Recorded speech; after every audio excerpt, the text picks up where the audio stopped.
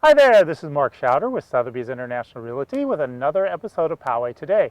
Today I'm here with Trapper Pat. Welcome, Trapper Pat. Hey, thank you for having me. You're welcome, you're welcome. Why don't you tell everybody what you do? I think you started off as a handyman and you're Right. still a handyman and then got a Right. new trade. Right. Well, I am a handyman here in the community. I live down the Garden Road area, and so I'm on the Nextdoor app quite a bit.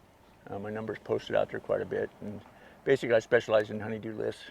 Somebody's got honey, I can do everything on a honeydew list. I'm the perfect honey to have for your honeydew list. Okay. So my number's out there, and they can call that anytime.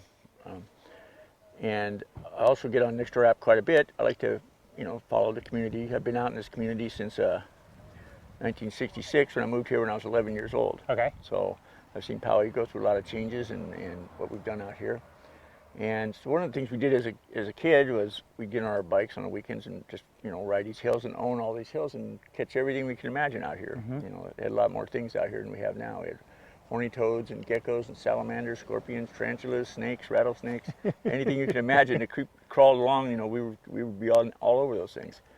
So I started reading on the Nextdoor app about early part of August, and there was at that time there was a lot of rattlesnakes being found in people's on their homes and on their property. So everybody's got a lot of comments to make about various things, and I noticed there was quite a bit of chatter about how to handle what to do with the problem with the rattlesnakes.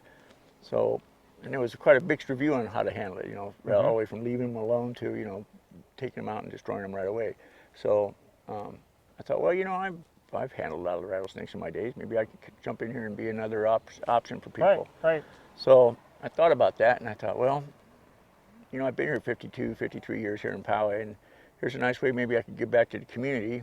So I made a posting that I would offer up my services to come to your house and remove your rattlesnake from your property, and I won't charge you any money for that. Okay. And that would help out everybody all the way around. Sure. And so I would take the snake within a reasonable amount of distance from the home, people away from people, and release it. So I started doing that, and it's worked out very well, and I feel good about it. And people have another option now. They've been using me. Right. And I think I'm up to like 36. Oh, wow. 36 removals. I've taken Since August. 36 calls since August, let's say August 1st or so. So that's been quite a bit, and I've learned learned a few things about that. I'm surprised.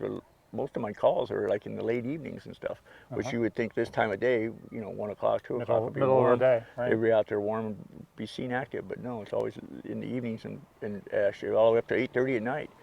I think that's when people have kind of discovered that they have one there, that kind of thing. So I've taken a lot of calls in the evenings like that, but it's all worked out well. Not every one of them's been rattlesnake, but it's fine still. People are still relieved whatsoever. So, Right.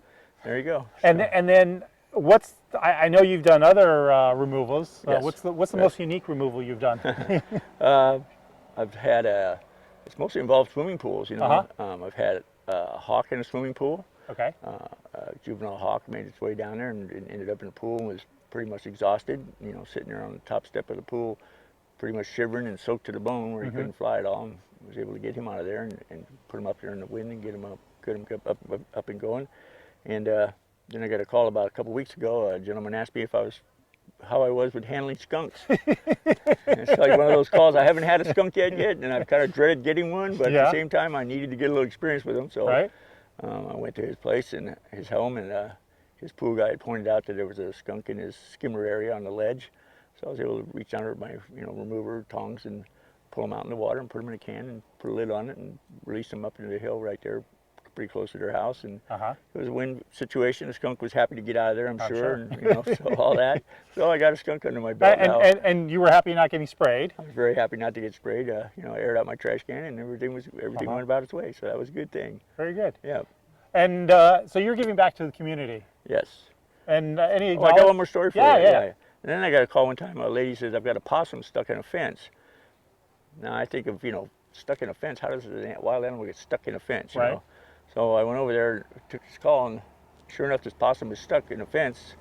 And the reason she was stuck is because she had 9 babies hanging off of her. Oh, geez. And these, they're good sized. They're like the size of little puppies, So there's a lot of weight on this poor little mom, dragging these 8, 9 little babies around with her. It was cute, I took pictures of it all faces, little faces attached to her, but by the time I was done moving her around, I'm like telling these kids, you need to get off of this, Mom. Leave her alone at this point. You're all old enough to be on your own, just about. That's you know? probably a more unique story. Yeah, that was kind of fun. That was kind of interesting.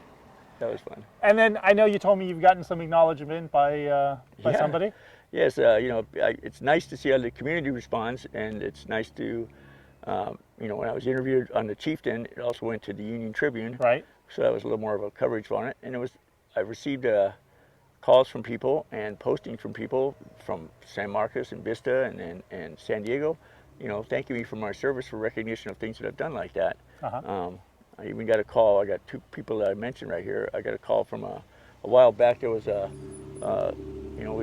in the '60s, we had a Pueblo incident down here with the U.S. ship was taken by the Koreans, North Koreans, and their commander was Lloyd Bucher, and his son called me up out of the clear blue after the Union Tribune posted that to thank me for my services for that, which I thought was pretty honorable of him to do that. After what his father had been through. Right. So That's he took what. the time to contact me for thanking for doing something in the community. So I was grateful for that. And then I just got a letter the other day from an assemblyman here locally that was in the state legislature, and he